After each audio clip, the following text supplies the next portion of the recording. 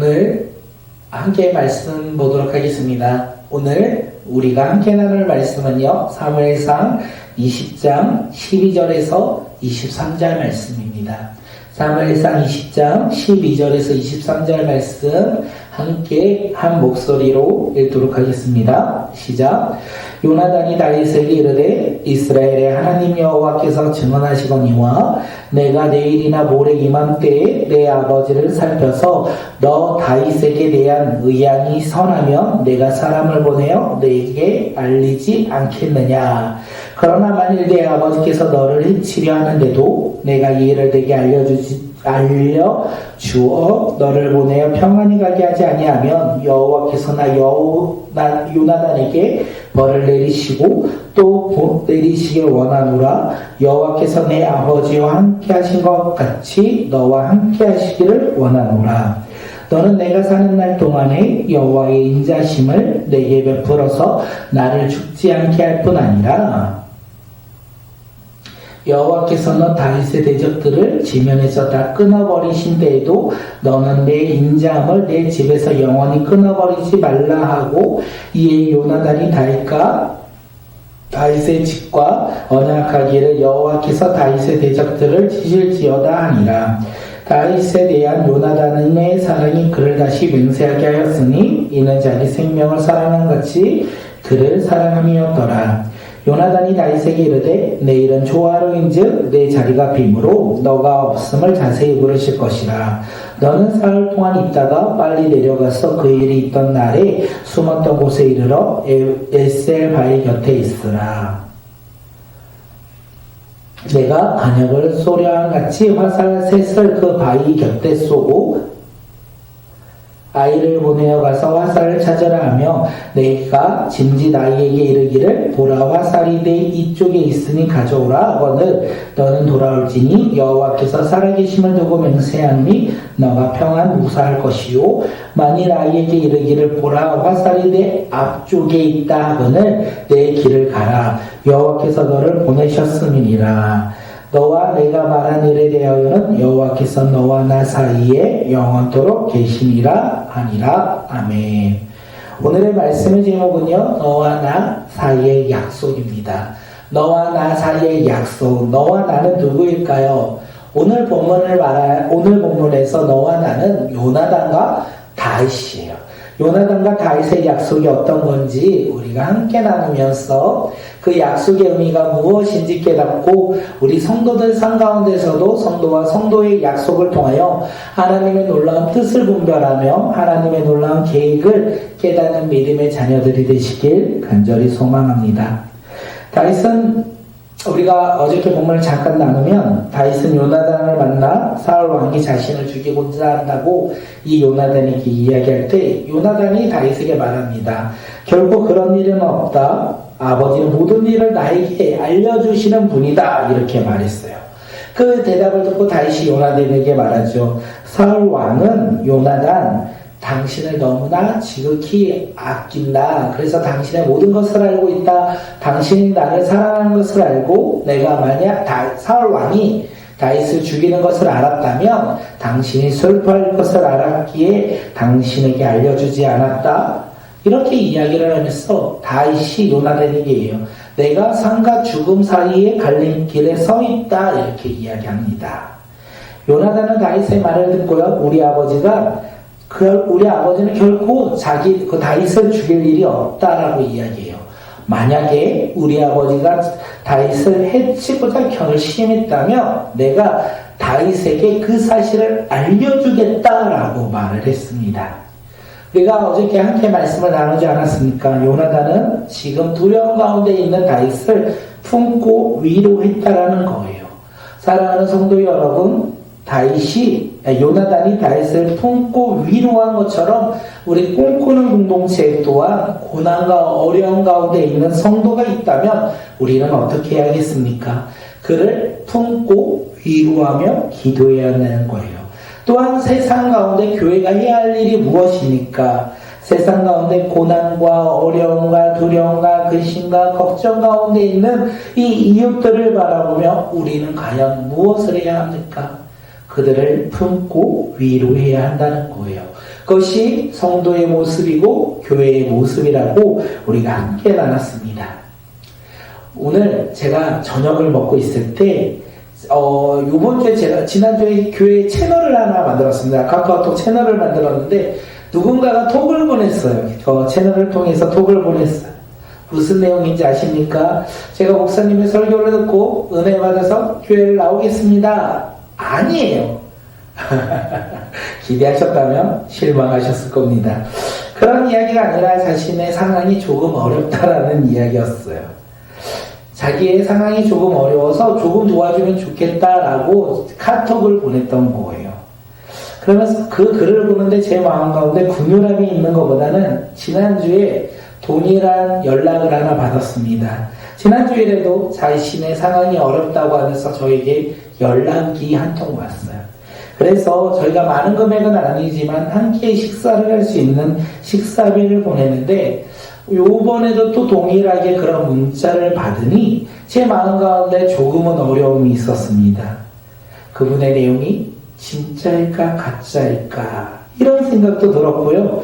그리고 모르는 사람 그리고 말로만 힘들다고 하는 그 사람을 도와주는 일에 대해서 확신을 가질 수 없다는 생각이 들었어요.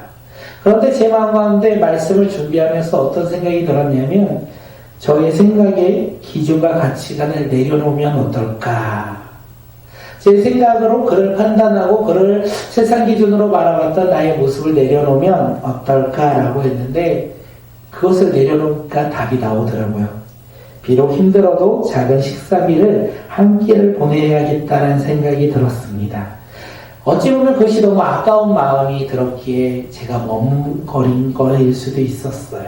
아까운 마음이 들었기에 그를 품고 위로하지 못했다라는 마음이 들더라고요. 우리 꿈꾸는 교회는 조금은 손해보는 교회가 되어도 되지 않을까 생각을 합니다.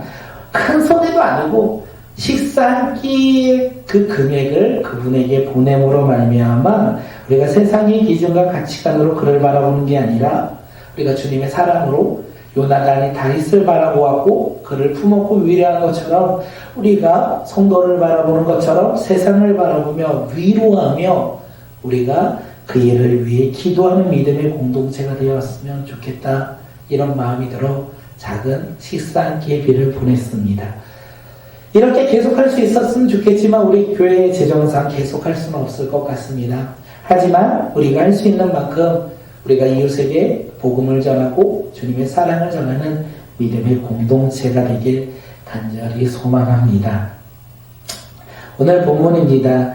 다윗이 요나단의 말을 들었지만 믿지 못함으로 말미암아 요나단이 다윗과 함께 들러 나가 다시 한번 약속합니다. 우리 사무엘상 20장 12절 말씀 한번 읽겠습니다. 20장 12절 시작. 요나단이 다윗에게 이르되 이스라엘의 하나님 여호와께서 증언하시거니와 내가 내일이나 모레 이맘때에 내 아버지를 살펴서 너 다윗에 대한 의향이 선하면 내가 사람을 보내어 내게 알리지 않겠느냐. 요나단은 여기에서 12절에서 뭐라고 합니까?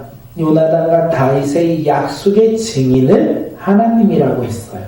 여호와 하나님께서 우리의 약속 가운데 증인이 되실 것이다 이렇게 말하면서 자신의 아버지가 다윗을 좋게 생각하면 내가 너에게 사람을 보낼 것이고 만약 우리 아버지가 다윗을 해하고자 한다면 그를 죽이고자 한다면 그 사실을 알면서도 다윗에게 말하지 않는다면 하나님께서 자신에게 어떠한 벌을 내리실지라도 내가 그 벌을 받겠다 이렇게 말하면 다윗을 안심시켰어요.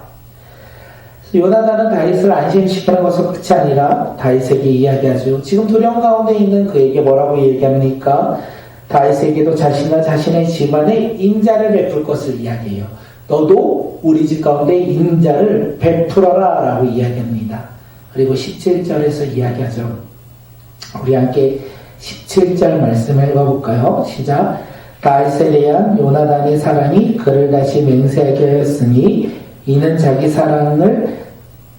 생명을 사랑하는 것 같이 그를 사랑함이었더라. 요나단은 다윗을 사랑했고 그 사랑으로 그를 구하고자 했다라는 거예요.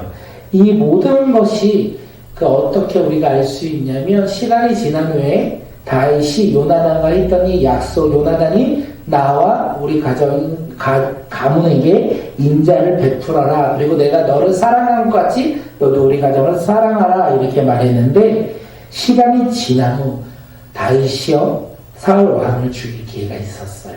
근데 다윗은 사울 왕을 죽이지 않습니다. 그리고 사울과 요나단이 죽은 이후에 그의 자손들에게 다윗은 인자 사랑을 베풀었다는 것을 우리가 알 수 있다는 거예요. 그렇게 시간이 지나서 다윗은 요나단과의 약속을 지킵니다. 그리고 오늘 본문으로 다시 돌아가면 요나단은 다윗에게 조금은 구체적으로 약속을 해요. 요나단은 초안에 있는 식사 모임에서 사울이 다윗의 행방을 물을 때에 다윗이 어디에 숨어라? 에셀바위 곁에 숨어 있어라 라고 이야기해요.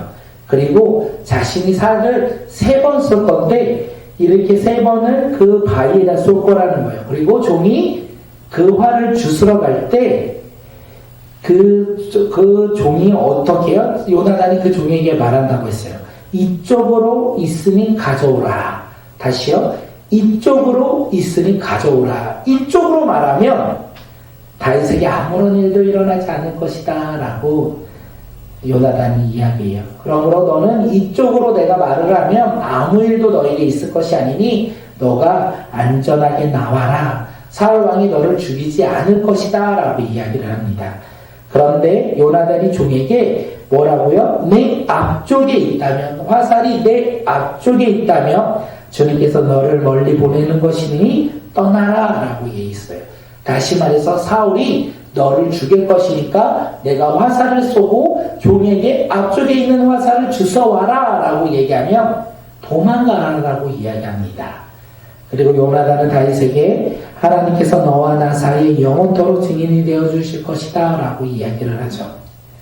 우리가 이 모습을 통하여 너와 나의 약속, 그 약속은 하나님을 기준으로 그들의 선한 가운데 이루어졌다는 것을 알 수 있어요.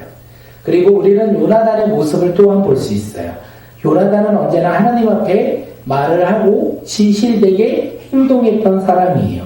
만약에 사울이 하나님께 불순종하지 않았다면 이 요나단은 왕이 되었을 거예요.